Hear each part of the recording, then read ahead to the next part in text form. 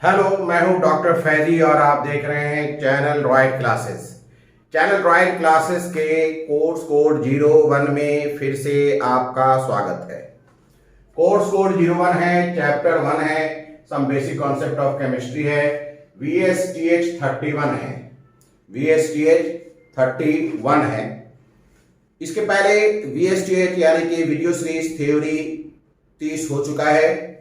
Course code या VSTH वगैरह के बारे में पूरी जानकारी के लिए डिस्क्रिप्शन बॉक्स आप देख लें।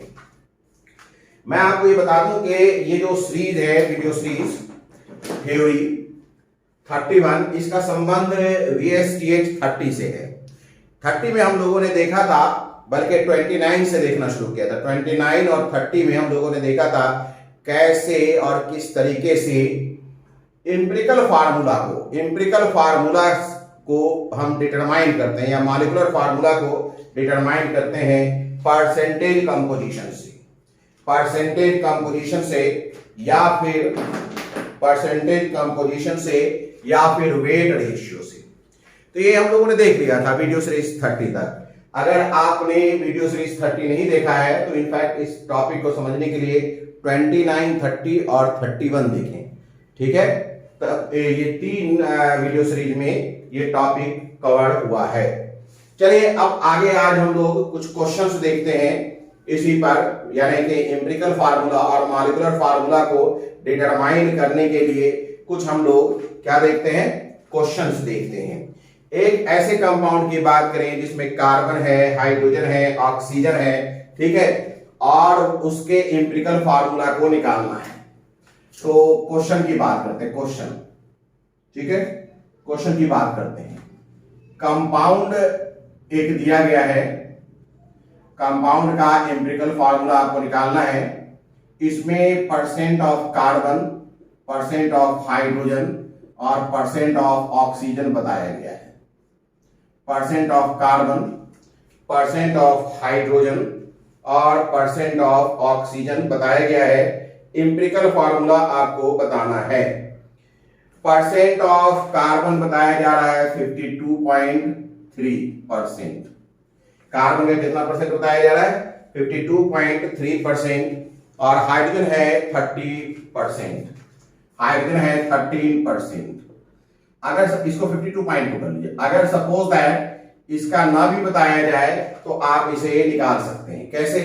वैसे मैं बता भी दूंगा। ये 100 में से इन दोनों को आप क्या करें, 100 में से इन दोनों को जोड़कर हटा दें तो कितना हो जाएगा? 100 माइनस 52 प्लस इस तरफ कर दें, समझिए 52 प्लस 0.2 और ये 13.0, 2 2 3 5 5 1 6। 100 में से आप 65.2 हटा दीजिए। 2 8 10 9 5 4 9 9 6 3 9 34.8। तो अगर ये दे दिया है तो अच्छी बात है, ना दिया रहे तो भी हम निकाल सकते हैं। 34.8%, यानी किसी दो का भी परसेंटेज दिया है तो तीसरा का तो अपने आप पता चल जाएगा। यानी कि लास्ट कोई एक एलिमेंट का परसेंटेज अगर नहीं दिया है तो कोई बात नहीं है, आप उसे निकाल सकते हैं, आप उसे निकाल सकते हैं। ये परसेंटेज दिया हुआ है। आपसे कहा जा रहा है एम्पिरिकल फार्मूला बताएं, एम्पिरिकल फार्मूला बताएं। पिछले क्लास में मैंने बताया था कि एम्पिरिकल फार्मूला निकालने के लिए कॉलम बना करके हम लोग वर्कआउट कर सकते हैं। क्लियर है? तो एम्पिरिकल फार्मूला के लिए इस क्वेश्चन को सॉल्व किया जाए। एक तरफ हम एक कॉलम बनाते हैं, एलिमेंट, एलिमेंट, एलिमेंट अपना कार्बन है, हाइड्रोजन है, ऑक्सीजन है। फिर परसेंटेज देखते हैं, परसेंटेज लिखिए। परसेंटेज बाय मास होता है असल में, ये परसेंटेज बाय मास ही दिया गया है। ये दिया गया अपने को 52.2, 30, 34.8 ये दिया गया है। परसेंट बाय मास दिया गया है। क्लियर है? इसके बाद हमें क्या करना पड़ता है? Relative number of atom, Rn of atom मतलब रिलेटिव नंबर ऑफ एटम निकालना पड़ता है। कैसे निकालते हैं? परसेंट बाय मास को उसके एटॉमिक मास से डिवाइड कर देते हैं। Rn ऑफ एटम मतलब relative number of atom. Relative number of atom निकालने का तरीका डिटेल में हम लोगों ने देख लिया है। तो रिलेटिव नंबर ऑफ एटम निकालने के लिए क्या करते हैं? Percentage by mass upon atomic mass करते हैं, ये हम लोग करते हैं। तो 52.2 बाई 12 कर लीजिए, 13 बाई 1 कर लीजिए, 34.8 बाई 16 कर लीजिए। ये रिलेटिव नंबर ऑफ एटम मिल जाएगा। इसे सॉल्व करिए। क्लियर है? अब इसके लिए अगर हम लोग सॉल्व करें तो देखते हैं 52.2 है, डिवाइड कर दीजिए 1 2 से, ठीक है, आ जाएगा 4.35। क्या आ जाएगा? 4.35। इसे डिवाइड करेगा 13 आएगा। क्लियर है? इसे डिवाइड अगर करेंगे तो 13 आएगा। अब हम देखते हैं 34.8 को डिवाइड करिए 16 से, तो आ जाएगा 2.175। अब इसमें आपको क्या करना है? लिस्ट रेशियो निकालना है। लिस्ट रेशियो के लिए मैंने क्या बताया था? लिस्ट रेशियो का मतलब है कि ये जो वैल्यू आपको मिल रहा है, लिस्ट रेशियो का मतलब है यहां जो वैल्यू मिल रहा है उसमें जो सबसे छोटा है उससे सबको डिवाइड कर दीजिए। 2.175 है तो 2.175 सबसे छोटा है, तो पहले इसको 2.175 से डिवाइड करिए, फिर इसको करिए, सबको करिए। तो अगर हम इसको करें तो 2.175 अपॉन 2.175 बराबर ये 1 आ जाएगा। क्लियर है? इसे करिए 13 को 2.175 से डिवाइड करिए, 2.175 से डिवाइड करिए, तो 13 डिवाइड करेंगे 2.175 से तो अपने को मिलने जा रहा है 5.9। क्या मिलने जा रहा है? 5.977। तो ऑलमोस्ट हम इसे 6 कहेंगे। 4.35 को 2.175 से डिवाइड करिए, 4.35 को डिवाइड करिए 2.175 से, क्या मिलने जा रहा है? एग्जैक्टली 2 मिल जा रहा है। ये लिस्ट रेशियो है। इससे ज्यादा छोटा रेशियो तो कर नहीं सकते। ये लिस्ट रेशियो है और कोई फ्रैक्शन नहीं मिल रहा है, तो यही सिंपलेस्ट रेशियो हो जाएगा। कोई फ्रैक्शन नहीं मिल रहा है तो यही सिंपलेस्ट रेशियो हो जाएगा। 261।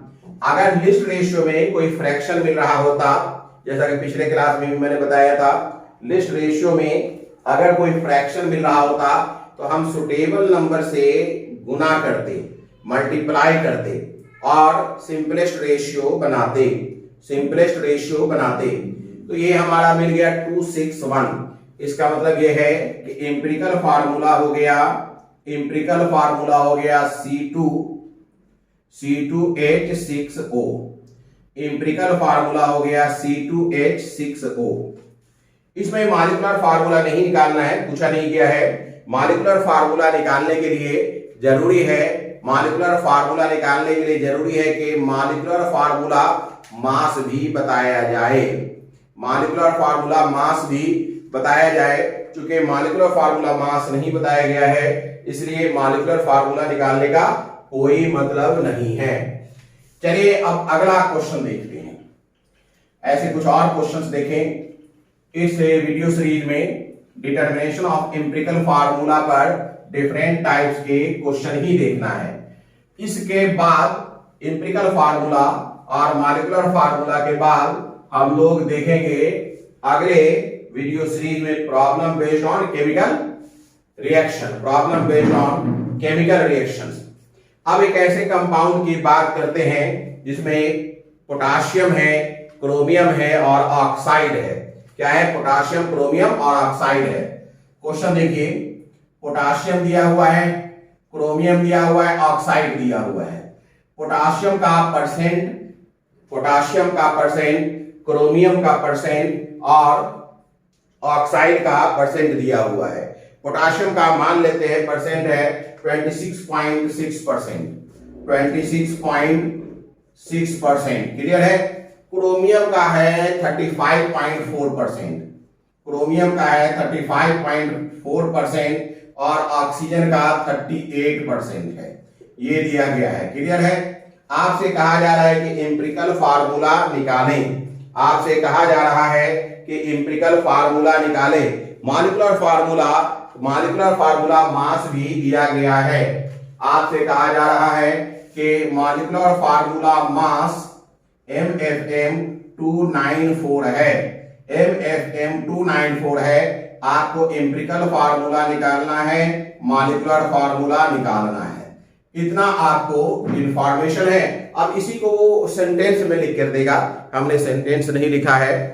अब इसको सॉल्व करिए, आप इसे सॉल्व करिए। अच्छा, इसमें एटॉमिक मास का वैल्यू भी दिया जाएगा।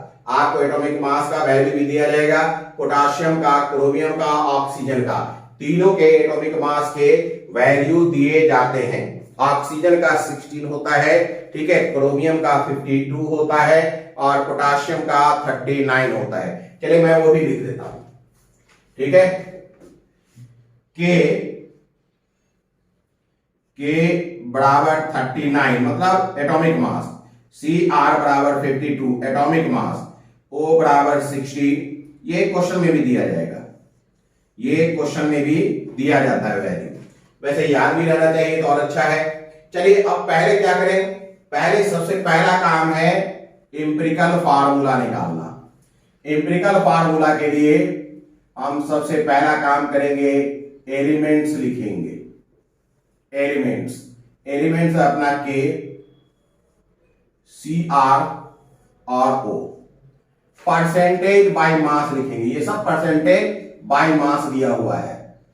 परसेंटेज बाय मास तो है 26.6 और ये है 35.4 और ये है 38%। इसके बाद हम रिलेटिव नंबर निकालेंगे।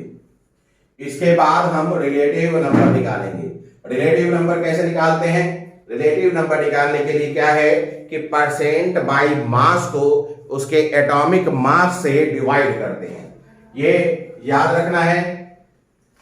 अच्छा, रिलेटिव नंबर क्या है और रिलेटिव नंबर कैसे इस फार्मूला से निकलता है, ये सब बात हो चुकी है। एटॉमिक मास तो सीधी सी बात है 26.6 बाई 39 हो जाएगा, ये 35.4 बाई 52 हो जाएगा और ये 38 बाई 16 हो जाएगा। अब ये जो वैल्यू आएगा इससे हम लिस्ट रेशियो निकालेंगे। पहले हम इस वैल्यू को निकाल लें।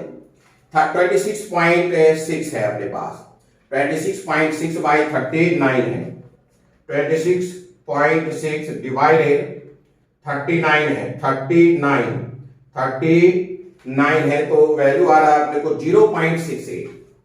क्या आ रहा है? 0.68 और भी आ रहा है, हमने 2 ही डिजिट लिया है। अब फिर है 35.4 बाई 52, 35.4 डिवाइडेड बाई 52, ये फिर आ गया 0.68। इसके बाद है 38 बाई 16, ये आ गया 2.38 बाई 16, 2.375, ऑलमोस्ट 2.4 ले लेते हैं, 2.4 ले लेते हैं। क्लियर है? अब लिस्ट रेशियो कैसे निकलता है? लिस्ट रेशियो निकालने का तरीका है कि इनमें से सबसे छोटा वैल्यू निकालिए और उस छोटे वैल्यू को सारे वैल्यू से डिवाइड करिए। तो 2.4 सबसे बड़ा है, ये दोनों इक्वल है और यही छोटा है, तो लिस्ट रेशियो के लिए 0.68 बाई 0.68 मतलब 1, 0.68 बाई 0.68 मतलब 1। क्लियर है?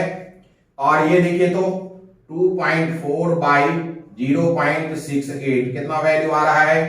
अगर हम 2.4 को डिवाइड कर दें 0.68 से, तो वैल्यू आ जा रहा है लगभग 3.5 समथिंग, 3.5 लिखते हैं, 3.5। देखिए ये आ गया हमारे लिए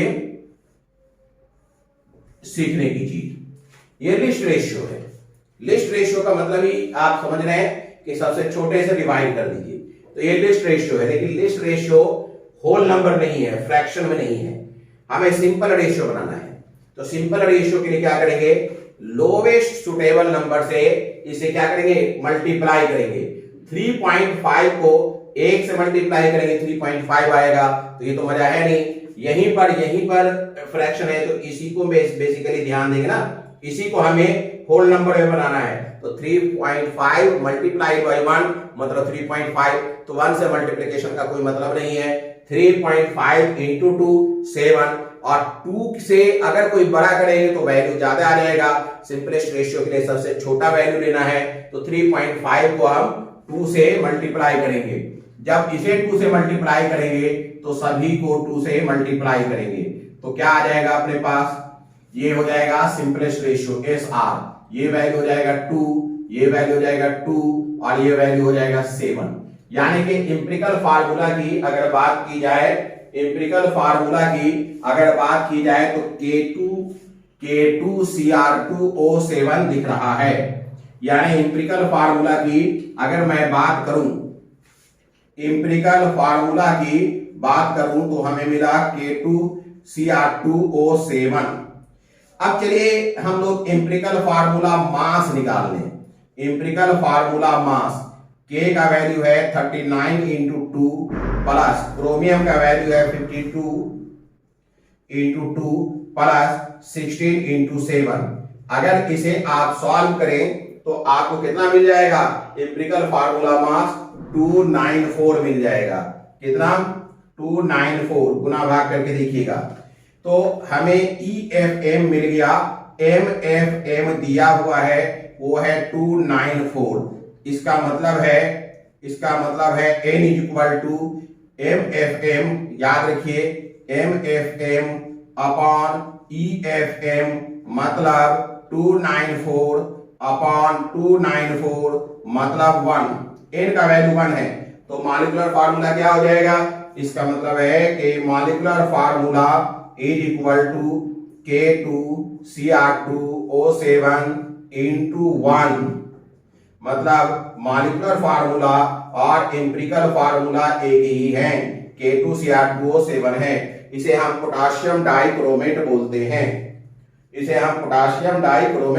बोलते हैं। तो इस तरीके से सॉल्व करेंगे। तो अगर कुल मिलाकर बात की जाए तो बहुत आसानी से ये सॉल्व हो जाता है। एलिमेंट दिया रहेगा, उसका परसेंटेज दिया रहेगा। क्लियर है? परसेंटेज बाई मास दिया रहेगा, आपको परसेंटेज बाई मास को एटॉमिक मास से डिवाइड करना है। इससे रिलेटिव रेशियो मिल जाएगा। रिलेटिव रेशियो जब मिल जाए तो उसे लिस्ट रेशियो में कन्वर्ट करिए। जो सबसे छोटा वैल्यू है उसे सारे वैल्यू को डिवाइड कर दीजिए। लिस्ट रेशियो अगर फ्रैक्शन आ रहा है तो एक सुटेबल नंबर से उसे गुना करके जो है होल नंबर या सिंपलेस्ट रेशियो बनाइए। तो इस तरीके से आपने देखा कि कैसे एम्पिरिकल फार्मूला निकाला जाता है, कैसे मॉलिक्यूलर फार्मूला निकाला जाता है और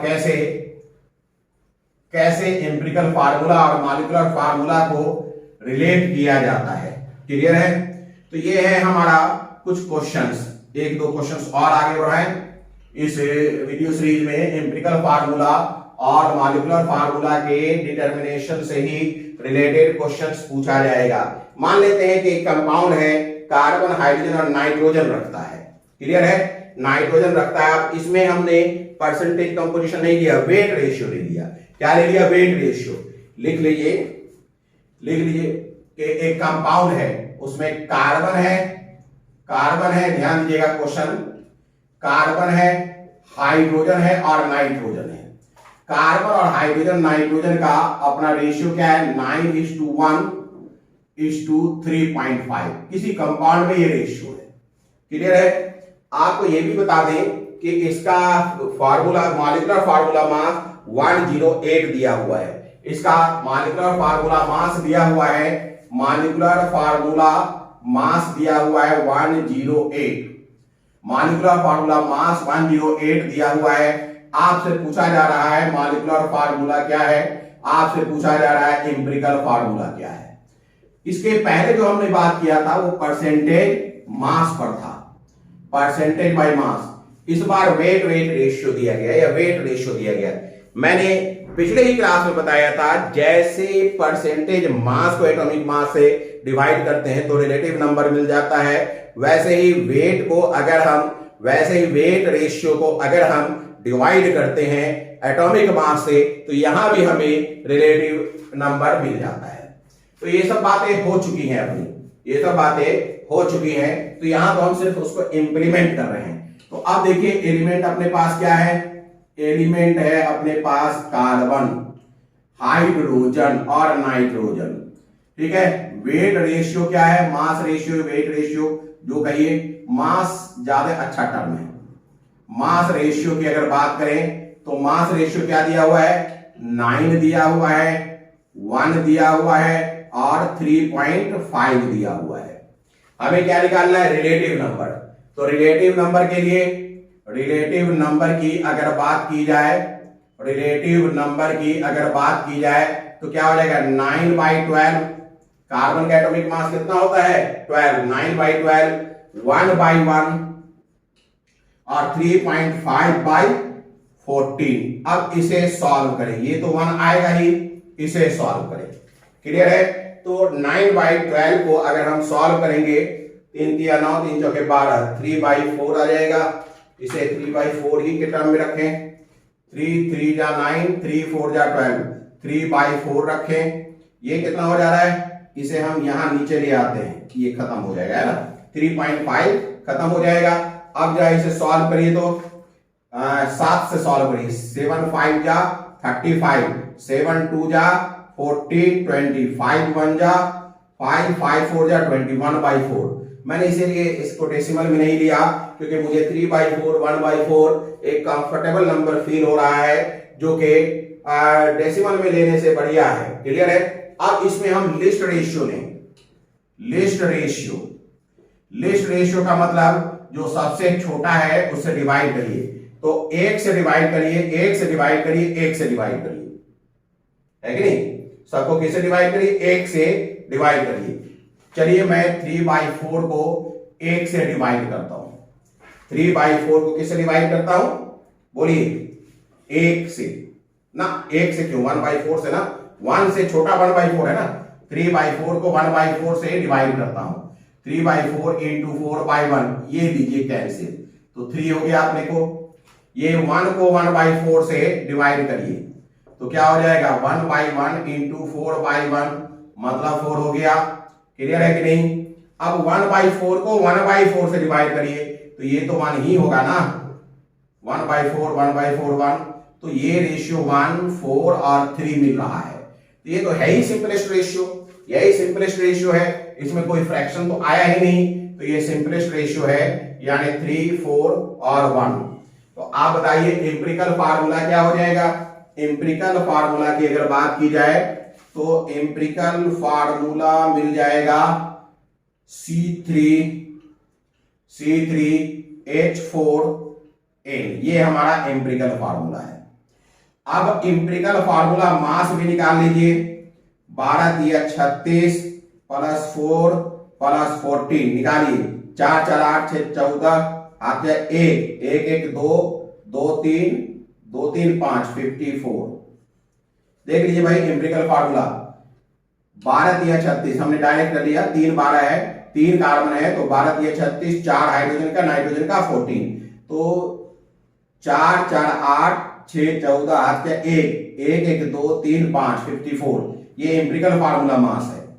मॉलिक्यूलर फार्मूला मास दिया गया है 108, 108, तो इसका मतलब है n बराबर हो जाएगा 108 अपॉन 54।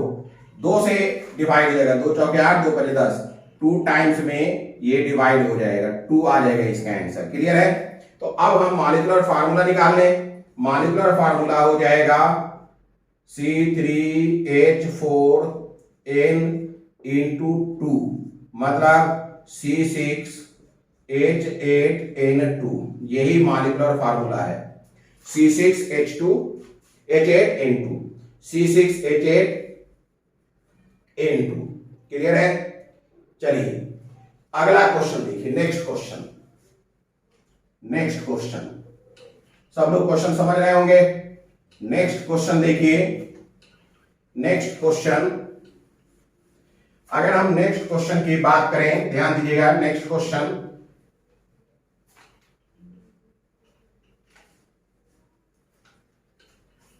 क्वेश्चन मान लेते हैं कि एक मेटल है, ठीक है, और वो 2 ऑक्साइड बनाता है, ठीक है। पहले ऑक्साइड में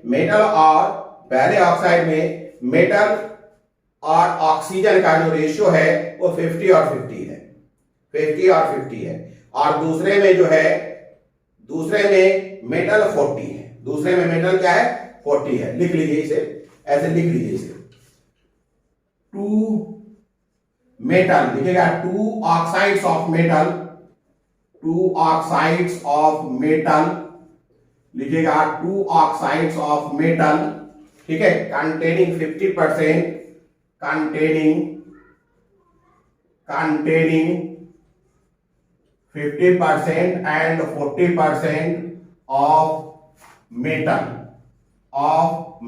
समझिएगा इस चीज को। 2 ऑक्साइड्स ऑफ मेटल, एक ही मेटल है, उसके 2 ऑक्साइड्स हैं, एक में वो 50% रख रहा है मेटल और दूसरे में कितना रख रहा है 40% रेस्पेक्टिवली मतलब क्रमशः, रेस्पेक्टिवली। क्लियर है? अब कह रहा क्या कि a formula of first oxide is MO, कहता है यदि फार्मूला जो है a formula of first oxide is MO, a formula of first oxide is MO, then determine formula of second oxide, then determine the formula of second oxide,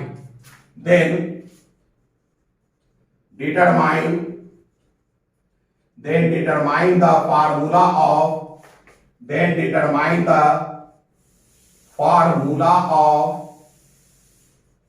second oxide, then determine the formula of second oxide। Clear है? 2 oxides हैं, 2 oxides of metal, मतलब ध्यान दीजिएगा इसमें हमें 2 oxide दिखाया जा रहा है, 2 ऑक्साइड्स ऑफ मेटल, मेटल एक ही है, ठीक है, एक में 50% मेटल है और दूसरे में 40% मेटल है। पहले ऑक्साइड का यानी फर्स्ट ऑक्साइड का मॉलिक्यूलर फार्मूला दिया हुआ है MO, ठीक है। आपसे सेकेंड ऑक्साइड का फार्मूला पूछा गया है, सेकेंड ऑक्साइड का फार्मूला ऑफ सेकेंड ऑक्साइड पूछा गया है। चलिए इसमें वर्कआउट करना शुरू करते हैं।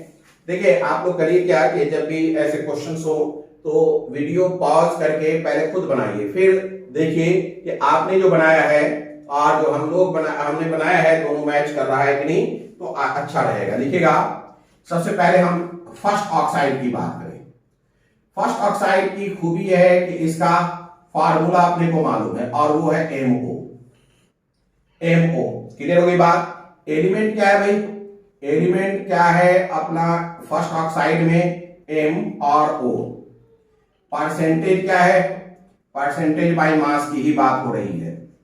परसेंटेज बाय मास, ध्यान दीजिएगा, परसेंटेज बाय मास क्या है, तो एक है 50% और दूसरा क्या है 50%। अब दूसरा 50% ही होगा ना, अगर मेटल 50% है तो ऑक्सीजन 58% होगा। क्लियर है। अब हम रिलेटिव नंबर की बात करें, ध्यान दीजिएगा, रिलेटिव नंबर, रिलेटिव नंबर। तो रिलेटिव नंबर में क्या करते हैं, परसेंट बाय मास को उसके एटॉमिक मास से डिवाइड करते हैं। यही नहीं मुझे मालूम है, मेटल का एटॉमिक मास नहीं दिया गया है, तो हम इसे लिख लेते हैं 50/A, A for atomic mass. Oxygen का तो मालूम है ना, 50/16, ये हमारा रिलेटिव नंबर है। ये रिलेटिव नंबर है। अब आगे हमें क्या देखना है, ध्यान दीजिएगा, रिलेटिव नंबर है। अब हमें आगे क्या देखना है, आगे देखना है लिस्ट रेशियो और सिंपलेस्ट रेशियो। उसकी जरूरत नहीं है क्योंकि ऑलरेडी मुझे उसका फार्मूला मालूम है। ये जो MO है ये तो मालूम है, इसे निकालने की मुझे क्या जरूरत है, असल में मुझे निकालना है A, एटॉमिक मास। जब ये रिलेटिव नंबर में, ध्यान दीजिएगा, रिलेटिव नंबर में ये MO और MO है, इसका मतलब क्या है, ध्यान दीजिएगा, MO रेशियो क्या है, जितना M का है उतना ही ऑक्सीजन का है। दैट मीन्स हम क्या लिखेंगे, 50/A इज इक्वल टू 50/16। जितना M है उतना ही, अगर हम यहां बात करें इस फार्मूला की मदद से, तो अपना सिंपलेस्ट, लिस्ट रेशियो को छोड़िए, सिंपलेस्ट रेशियो क्या है, 1:1 है ना, यही लिस्ट रेशियो होगा, यही सिंपलेस्ट रेशियो होगा। तो अगर 1:1 है, इसका मतलब क्या है, 50/A is equal to 50/16। That means A is equal to 16। ये अपने को मिल गया, यानी कि एटॉमिक मास ऑफ मेटल मिल गया। एटॉमिक मास ऑफ मेटल अगर हमें मिल गया है, तो इसी एटॉमिक मास ऑफ मेटल की मदद से हम सेकेंड ऑक्साइड का एम्पिरिकल फार्मूला या मॉलिक्यूलर फार्मूला डिसाइड कर सकते हैं। क्लियर है। चलिए आगे देखते हैं, ये समझ में आ गई बात। सिंपलेस्ट रेशियो 1:1 है, इसलिए 50/A और 50/16 बराबर होगा। सिंपल सी बात है, अगर ये बराबर है तो A बराबर 16 हो गया। यानी कि हम फर्स्ट ऑक्साइड की मदद से एटॉमिक मास ऑफ मेटल हमें मिल गया है। अब हम एटॉमिक मास ऑफ मेटल जानने लगे हैं और वो है 16। एटॉमिक मास ऑफ मेटल कितना है, 16। तो लिख सकते हैं atomic mass of metal is equal to 16। Atomic mass of metal is equal to 16। Clear है। Atomic mass of metal is equal to 16। अब सेकेंड ऑक्साइड के लिए बात करते हैं। सेकेंड ऑक्साइड के लिए बात की जाए, एलिमेंट जो है अपना, इसका हमें नहीं मालूम है फार्मूला। एलिमेंट मेटल है, ऑक्सीजन है, परसेंट बाय मास दिया हुआ है। परसेंट बाय मास कितना दिया हुआ है, ये 40 है, ये 60 है। रिलेटिव नंबर हमें मिल जाएगा Rn, मतलब रिलेटिव नंबर, ये 14/16 हो जाएगा, ये 60/16 हो जाएगा। रिलेटिव नंबर के बाद हमें क्या करना है, लिस्ट रेशियो निकालना है। रिलेटिव नंबर के बाद लिस्ट रेशियो निकालना है। पहले इसे ही सॉल्व कर लें। अच्छा, ये क्या सॉल्व हो जा रहा है, कोई अच्छा रेशियो मिल रहा है, देखते हैं। अगर हम 4 से करें तो 10/4 मिल रहा है, 2 दूनी 4, 2 5 10, 5/2 मिल रहा है। तो 5/2 देखते हैं आगे। अगर ये सिंपलेस्ट फ्रैक्शन मिलेगा तो ये बेहतर है। 12 25 60 या 5 1 मिनट, 4 चौके 16, 4 के 4, हाँ 4 चौके 16, 4 इकाई 4, 2 20, 4 25 20, 15, 15/4। क्लियर है। अब आप बताइए कौन बड़ा है, ये 2.5 है, 5/2 मतलब 2.5 है, और 15/4 का मतलब कितना है, 15/4 का मतलब है 4 तिया 12 कम से कम, तो 3 है, ये 3 पॉइंट समथिंग है, ये 2 पॉइंट समथिंग है, तो यही छोटा हुआ ना। तो 5/2 से इसे डिवाइड कर दीजिए। 5/2 बाई 5/2 मतलब 1, और ये हो जाएगा 15/4 बाई 5/2 मतलब 15/4 इंटू 2/5, 2 2 जा 4, 5 3 जा 15 यानी कि 3/2 मतलब 1.5 तो इसका मतलब ये है कि लिस्ट रेशियो जो मिला है, लिस्ट रेशियो वो फ्रैक्शन मिल गया है, 1.5 है और ये 1 है, फ्रैक्शन मिल गया है। हमें सुटेबल नंबर से गुना करना है, तो हम कितना से गुना करेंगे? सिंपलेस्ट रेशियो के लिए 1.5 इंटू 2 करेंगे, 3 हो जाएगा। इसे भी गुना करना होगा 2 से, 1 इंटू 2 मतलब क्या हो गया? मतलब ये हो गया, ध्यान दीजिएगा, इंपेरिकल फार्मूला अपने को मिला, इंपेरिकल फार्मूला M2O3। अब मोलर मास तो दिया नहीं है, तो मोलर मास नहीं दिया हुआ, इसका मतलब क्या है? हम लोग इंपेरिकल फार्मूला ही इसका निकाल सकते हैं, इससे ज्यादा कुछ भी नहीं कर सकते, इसका इंपेरिकल फार्मूला ही निकाल सकते हैं। क्लियर हो गई बात? हाँ या ना?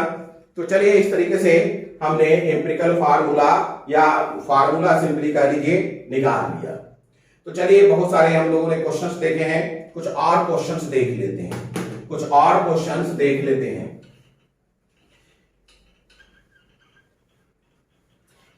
हमने इसमें जब इंपेरिकल फार्मूला शुरू किया था, तो इंपेरिकल फार्मूला और मॉलिक्यूलर फार्मूला में सबसे पहले जो डील किया था वो था percentage composition,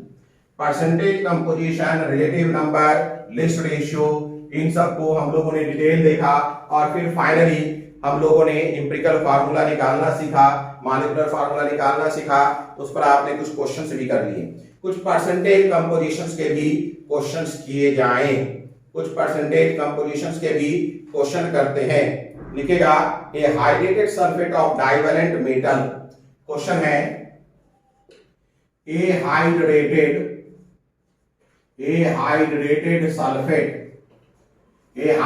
sulphate of metal, divalent metal, a hydrated sulphate of divalent metal, शब्दों पर गौर करिएगा। हाइड्रेटेड मतलब जिसमें वाटर ऑफ क्रिस्टलाइजेशन है, सल्फेट है, और डाइवैलेंट मेटल बता रहा है, ठीक है। A hydrated sulphate of divalent metal, atomic weight इसका 56 है, एटॉमिक वेट इसका 56 है, एटॉमिक मास जो है इसका 56 है, एटॉमिक मास 56 है, ठीक है। एक हाइड्रेटेड सल्फेट है, डाइवैलेंट हाइड्रेटेड है, डाइवैलेंट मतलब मेटल की वैलेंसी 2 है, एटॉमिक वेट, एटॉमिक मास इसका 56 है। क्लियर है? ये 45.3% वाटर ऑफ क्रिस्टलाइजेशन रखता है, ठीक है। लिख सकते हैं contain 45.3% water of crystallization, contain 45.3% water of crystallization, water of crystallization मतलब कि जैसे मान लिया फार्मूला है N2CO3 dot XH2O, water of crystallisation का मतलब है कि फार्मूला के बाद नंबर ऑफ मोल, वाटर के नंबर ऑफ मोल दिए जाते हैं ना, तो ये जो है वाटर ऑफ क्रिस्टलाइजेशन रख रहा है। क्लियर हो गई बात? Calculate the number of molecules of water. Calculate the number of molecules of water. आपको कैलकुलेट करना है, calculate the number of molecules of water, number of molecules of water in hydrated salt या इन hydrated sulphate, इनहाइड्रेटेड sulphate. Clear है? देखिए hydrated sulphate of divalent, divalent का मतलब क्या है? मेटल की वैलेंसी 2 है और सल्फेट की वैलेंसी 2 होता है, इसलिए फार्मूला तो MsO4 है, फार्मूला क्या है? MsO4 है। और इसमें वाटर ऑफ क्रिस्टलाइजेशन है, वाटर ऑफ क्रिस्टलाइजेशन का मतलब है अगर ये हाइड्रेटेड है तो सल्फेट में कुछ मॉलिक्यूल वाटर के भी होंगे, जिसे मैं XH2O मान लेता हूं, C। क्लियर है? इसका मतलब क्या है? Where x is equal to number of mole of water, अगर हम x का वैल्यू निकाल लेंगे तो number of mole of water निकल जाएगा, और यही पूछा जाना है। क्लियर है? कहीं कोई दिक्कत? अब चलिए हम लोग इसे कैलकुलेशन करते हैं। m का मास मालूम है, क्या हम इसमें मॉलिक्यूलर मास निकाल सकते हैं? क्या हम मॉलिक्यूलर मास निकाल सकते हैं? मॉलिक्यूलर मास निकालिए। मॉलिक्यूलर मास हो जाएगा 56 प्लस 32 प्लस 64, ठीक है, प्लस 18x। 18x क्यों? क्योंकि x मोल है और वाटर का 18 होता है। चलिए इसे और सॉल्व करते हैं। 4 2 6 6 6 12 या 1 6 7 3 10 5 15 115 प्लस 18x, ये हमारा मॉलिक्यूलर मास है। क्लियर है? 152 plus 18x, molecular mass of hydrated salt,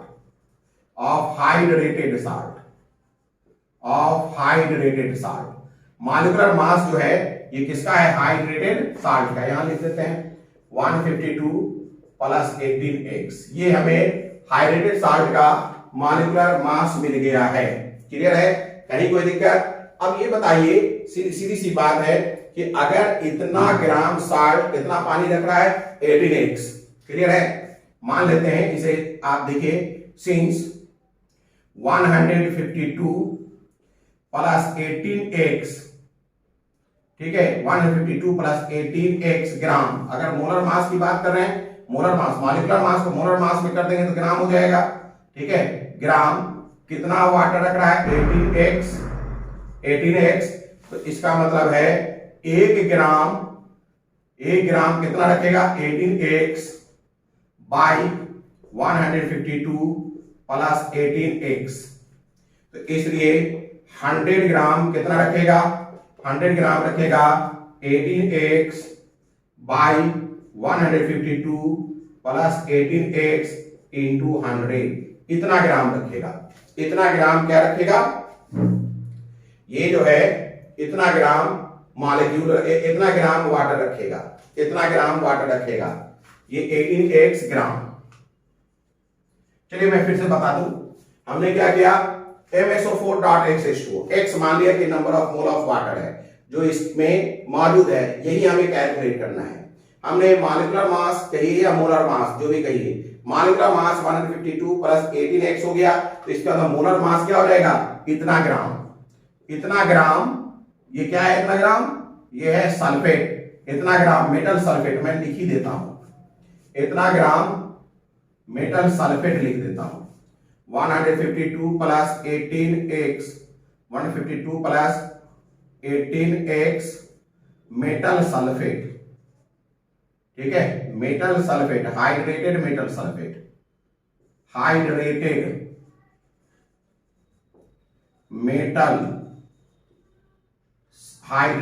metal sulphate MSO4, ये इतना ग्राम पानी रखता है, वाटर इतना ग्राम पानी रखता है।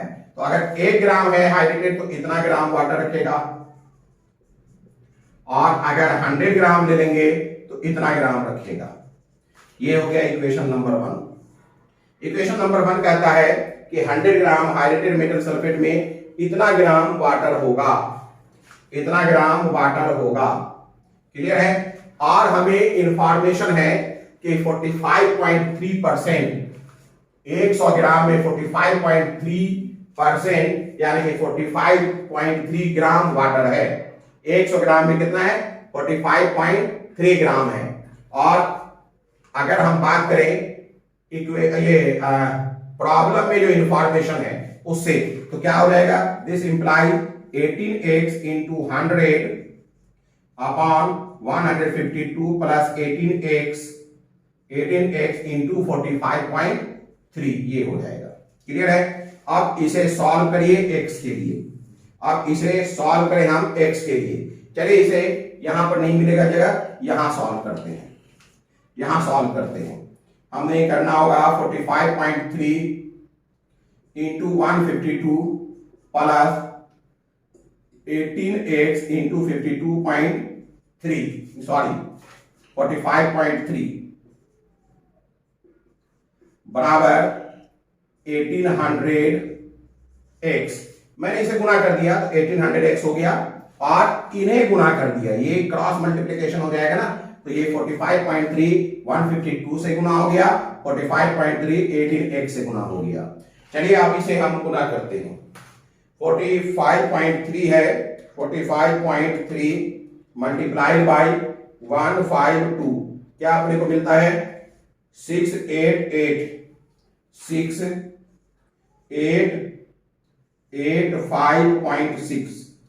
प्लस इसे भी गुना कर दीजिए 18 इंटू 45.3 गुना करने पर क्या मिल गया 815.4x बराबर 1800x। क्लियर है। अब जरा से सॉल्व करें इसे और सॉल्व करें, क्या हो जाएगा देखिएगा, इसे मैं इस तरफ ले जा रहा हूं, इसे उठाकर इस तरफ ले जा रहा हूं, तो क्या हो जाएगा 1800x माइनस 815.4x बराबर 6885.6। 1800 माइनस 815.4 बराबर क्या मिल रहा है अपने को 984.6x बराबर 6885.6 ये अपने को मिल रहा है। This implies x is equal to 6885.6 upon 984.6 984.6। चलिए इसे भी डिवाइड करते हैं 6885.6 डिवाइडेड 984.6 क्या है भाई लगभग 6.9 यानी कि ऑलमोस्ट 7 है, ऑलमोस्ट 7 है, तो 7 मोल मिलेगा। इसका आंसर क्या हो जाएगा 7 मोल। कितना मोल मिलेगा 7 मोल। हाइड्रोजन सल्फेट है, डाइवेलेंट का है, ठीक है, इसमें 7 मोल जो है अपने को क्या मिल जाएगा 7 मोल पानी मिलेगा। तो इस तरीके से क्वेश्चन परसेंटेज कंपोजिशन पर भी आ सकता है। क्लियर है, कहीं कोई दिक्कत?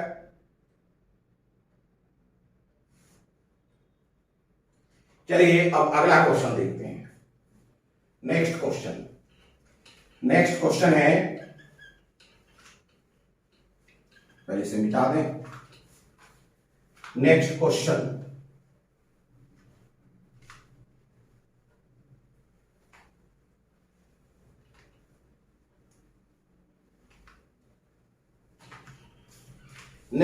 है 5 gram sample of A compound. Question है ए 5.00 gram sample of A compound, sample of A compound 5 ग्राम एक सैंपल है कंपाउंड का कंटेनिंग सल्फर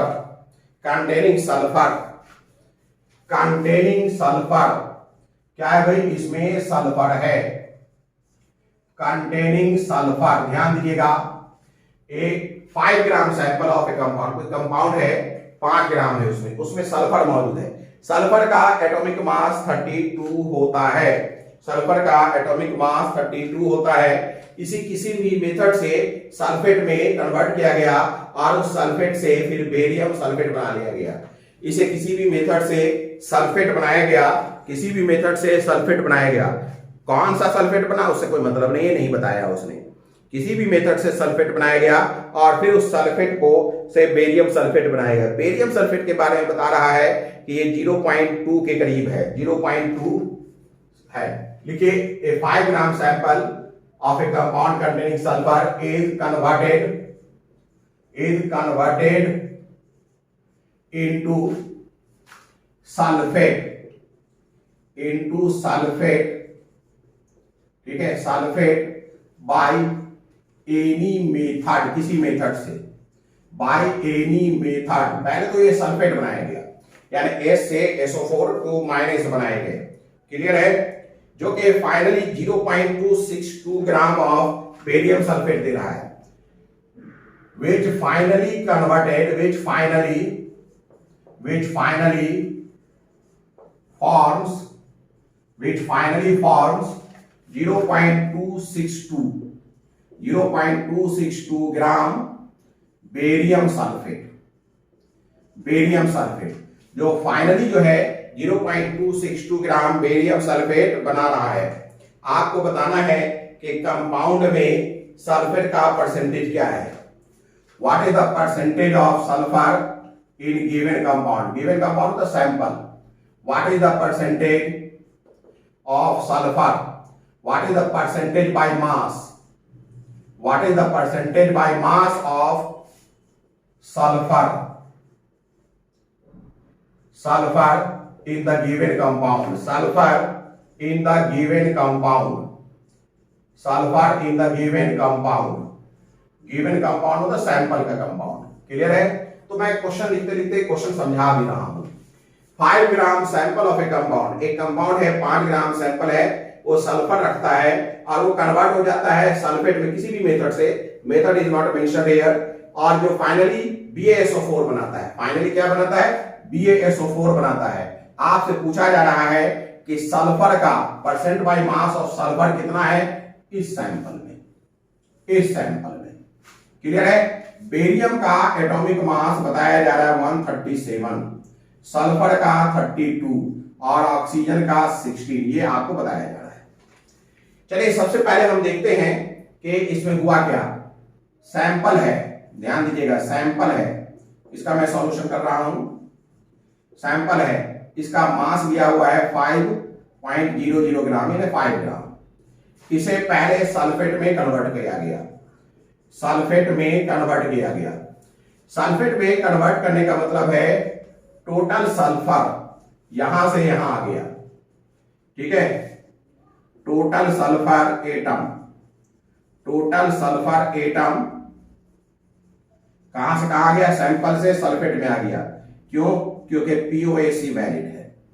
ठीक है, अब देखिए सल्फेट से बन गया बेरियम सल्फेट। इसका मतलब है अब टोटल सल्फर एटम यहां से यहां आ गया। टोटल सल्फर एटम कहां से कहां आ गया? टोटल सल्फर एटम जो है सल्फेट से BaSO4 में आ गया। यानी हकीकत में सैंपल का टोटल सल्फर, इसका टोटल सल्फर जो है यहां मौजूद है। यानी sulphur of all atom moves from sample to BaSO4। हम कह सकते हैं ऑल एटम्स ऑफ सल्फर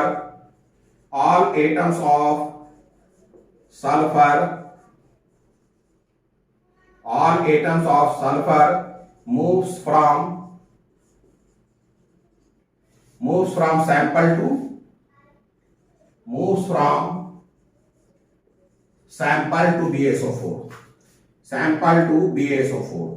मतलब क्या हुआ? मतलब ये हो गया mass of sulphur present in BaSO4 is equal to mass of sulphur present in sample.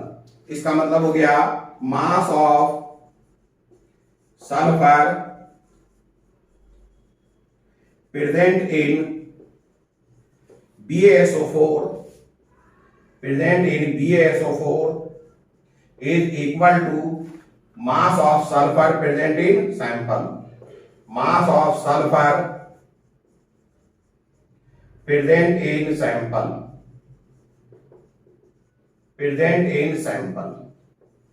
मतलब समझ में आ रही है? जितना सल्फर BaSO4 में, मास of sulphur present in BaSO4 में जितना सल्फर है उतना ही सल्फर सैंपल में मौजूद होगा। चलिए हमने ये 5 ग्राम है, ये कितना अपने को मिला है? 0.262 ग्राम। अच्छा, हमने क्या कर रखा है? पिछले वीडियो सीरीज में पता लगा रखा है कि किसी गिवन सैंपल में किसी पार्टिकुलर एलिमेंट का मास कैसे निकालते हैं, है ना? तो मास of sulphur in given sample बहुत आसानी से हम निकाल सकते हैं। ये देखिए, हम लिख सकते हैं mass of sulphur in barium sulphate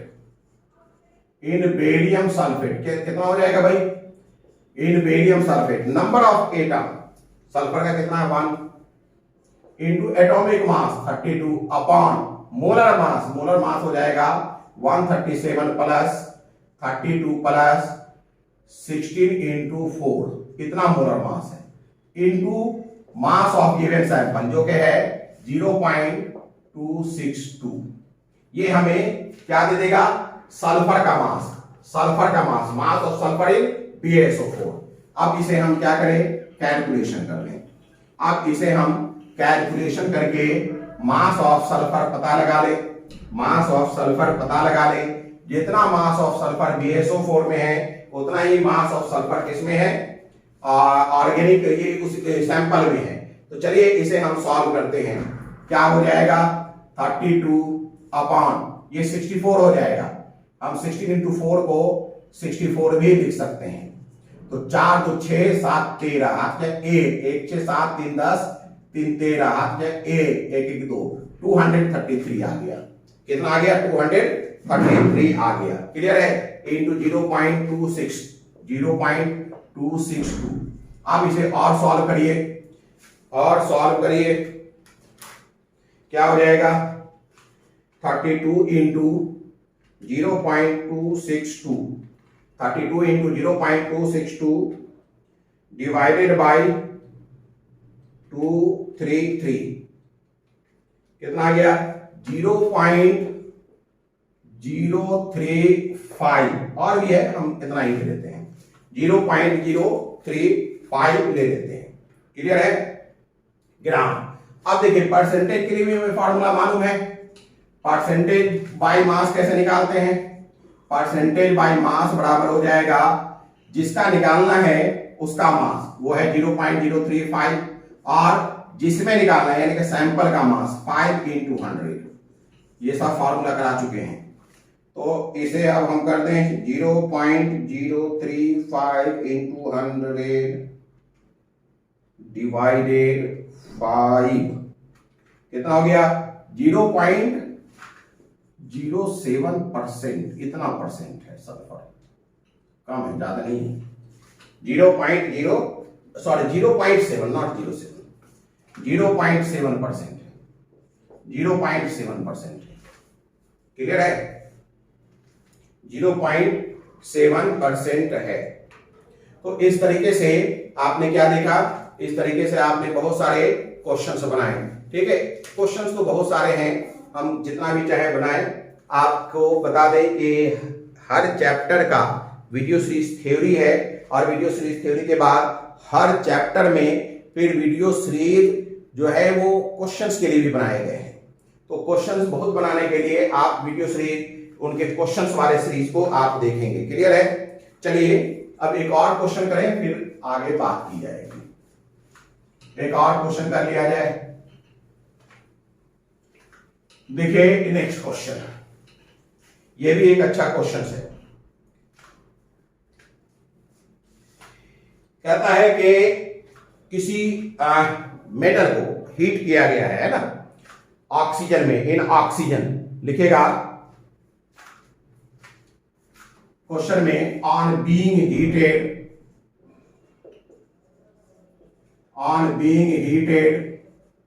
ठीक है, on being heated in oxygen, on being heated in oxygen, ठीक है, ऑक्सीजन में हीट करने पर, on being heated in oxygen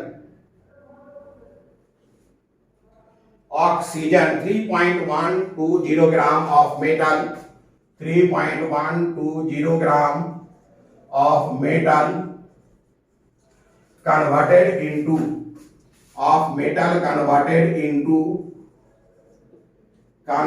into कितना भाई हीट किया जा रहा है ऑक्सीजन में और इतना ही ग्राम मेटल लिया गया है। तो मेटल को जब हम ऑक्सीजन से हीट करेंगे तो मेटल ऑक्साइड बनेगा, सीधी सी बात है। कितना बन गया 4.560 gram, 4.560 gram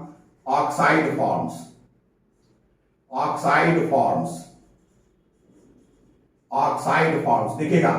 on being heated in oxygen 3.120 gram of metal converted into इतना ग्राम ऑक्साइड, ठीक है, इतना gram oxide. What is the simplest formula of the oxide? आपसे पूछा जा रहा है what is the simplest formula of the oxide, what is the simplest formula of the oxide, what is the simplest formula of the oxide, what is the simplest formula of the oxide. Oxide का simplest formula क्या है? What is the simplest formula of the oxide? देखिए यहां बहुत आसान हो गया। Element अपने को है मेटल, एलिमेंट है अपने को मेटल और ऑक्सीजन, मेटल और ऑक्सीजन, क्लियर है। अब मुझे देखिए, मुझे क्या बताया जा रहा है कि ग्राम दिया जा रहा है ना। अच्छा, इसमें मेटल का मुझे एटॉमिक मास भी मिलना चाहिए। एटॉमिक मास अगर मान लेते हैं मेटल का 52 है, यानी m बराबर 52 मान लेते हैं। अब देखिए एलिमेंट है, यहां सीधे वेट दिया गया, वेट रेशियो भी नहीं दिया गया, वेट दिया गया है। वेट कितना है मेटल का? 3.120 ग्राम। और ऑक्सीजन का कितना है? ऑक्सीजन का डायरेक्ट तो नहीं दिया गया है, लेकिन इनडायरेक्ट दिया गया। देखिए कैसे, मेटल ऑक्साइड m ऑक्साइड कितना है भैया? 4.560 और मेटल कितना है? 3.120। तो इसको अगर हम माइनस कर दें तो अपने को क्या मिल जाएगा? ऑक्सीजन 0 2 4 6 1 4 5 0 2 4 6 1 4 1.44 0 2 4 6 1 4 1 5 3 1 4 1.440 ग्राम मिल जाएगा। तो ये वेट ही दिया गया है। अब हमें क्या जरूरी है कि वेट रेशियो लें, हमें क्या जरूरी है कि हम रिलेटिव नंबर ऑफ एटम लें। यहां तो सीधे डायरेक्ट ही मुझे मिल जाएगा नंबर ऑफ एटम, कुछ नहीं करना है, डायरेक्ट रिलेटिव नंबर मिल जाएगा। कैसे भाई? आप 3.120 को 52 से डिवाइड कर दीजिए, 52 हमने बताया ना, और इसको 1.44 को 16 से डिवाइड कर दीजिए और फटाफट बात करिए, ठीक है, फटाफट बात करिए। कितना आ जा रहा है?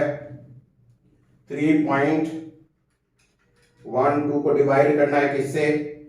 52 से। 0.06 आ रहा है, 0.06 आ रहा है। 1.44 को डिवाइड करिए 16 से, क्या दे रहा है? 0.09 आ जा रहा है, 0.09 आ जा रहा